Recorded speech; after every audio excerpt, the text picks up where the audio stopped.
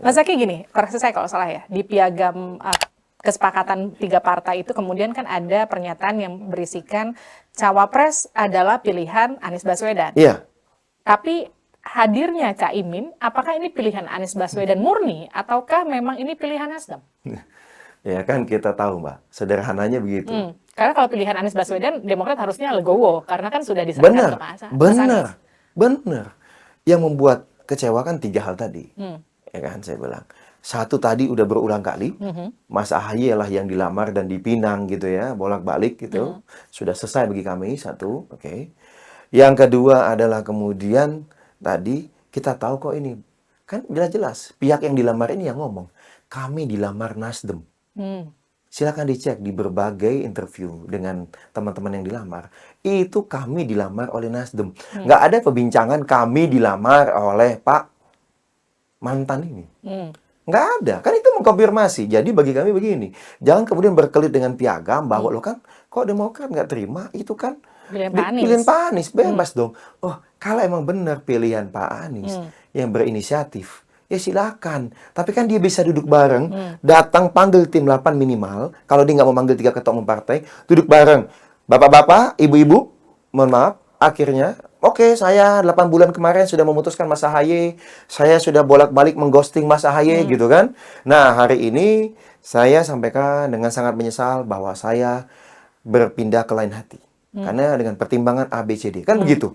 Itu juga yang ditunggu oleh Demokrat. Pada saat berulang kali deklarasi ditunda, kita tanya, sebenarnya maunya dengan siapa? Kalau dengan siapapun, misalnya tidak dengan kami, tidak dengan Mas AHY sebenarnya, silakan saja, tapi tolong jelaskan. Kita punya piagam. Kita cek dong kriteria. Ada 5. Ada 5 kriteria, Mbak. Di pasal nomor 3. Silakan dicek, apakah pasangan barunya memenuhi. Tapi nggak perlulah dicek. Kan ini sudah mengingkari dan tidak menghormati piagam. Jadi piagam itu sudah batal. Karena kalau kita mau bilang ini berdasarkan piagam, mereka tidak melanggar piagam, cek kriterianya.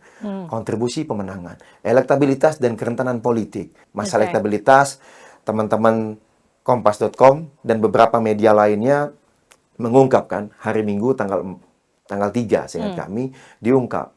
Ini bumi dan langit elektabilitasnya. Yang kedua, kerentanan politik. Di hari yang sama kita juga dengar berita dipanggil. Kan ini baru persyaratan pertama loh. Belum persyaratan kedua, ketiga, keempat, kelima. Inilah yang maksud kami. Tadi kok kita mau bicara substansi. Karena sekarang banyak sekali hoax dan fitnah yang ditujukan ke kami bahwa loh, ini kan sesuai piagam.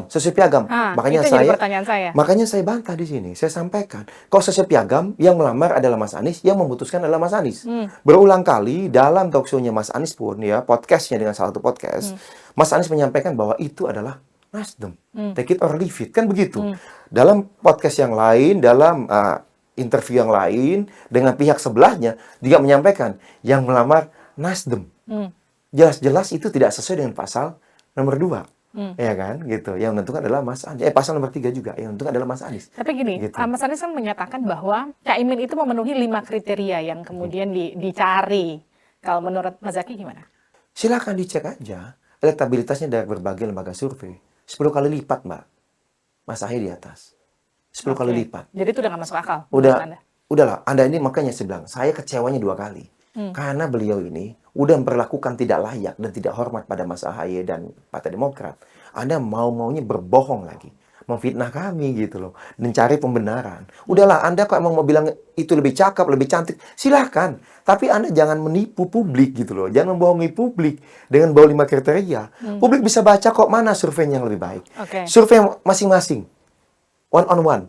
Atau dipasangkan. Nggak ada. Kita lebih baik jauh.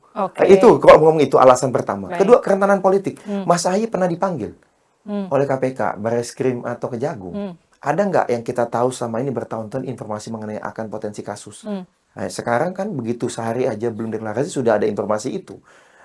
Jadi kriteria pertama udah fail. Tapi kan gini, gitu. Kadang-kadang Caimin ini kan bisa membawa suara NU yang dibutuhkan oleh Koalisi Perubahan. Gimana tuh? Ya gini lah Mbak, kita kan kalau klaim itu kan semua bisa mengklaim. Ya kita buka data dan fakta saja. Saya nggak enak ini Mbak ngomong, karena kalau yang ngomong ini pengamat harusnya. Yang ngomong misalnya, contoh Ketum PBNU, Pak Yahya Stakuf, langsung bicara, NU tidak milik satu parpol. Contoh ya Stakuf.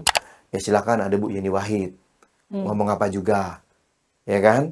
Siapapun cawapres. Gini. Nggak, maksudnya gini, jadi gini, kita NU, lo ini tokoh-tokoh NU loh, Ketum PBNU, Oke. ini Mbak Yeni Wahid ini kan anaknya Gus Dur, cucunya pendiri NU, tokoh besar juga di NU. Nah, maksud saya, ini banyak nih, maksud saya nggak mau masuk ke situ, karena itu biarkanlah menjadi ranah PR pasangan baru ini, urusan Anda. Tapi Anda jangan mencari pembenaran lah. Kalau Anda mencari pembenaran, kami buka nih fakta dan datanya, dan terbukti kok. Survei kan nggak bohong, Mbak. Ibarat kata gini, kalau mulai menurut Demokrat, kalau sudah dikhianati pergilah dengan tenang, minta maaf lah paling enggak ya. Ya, minimal minta maaf. Ini pamit pun tidak, minta maaf juga tidak, lalu mengaku berupaya pamit.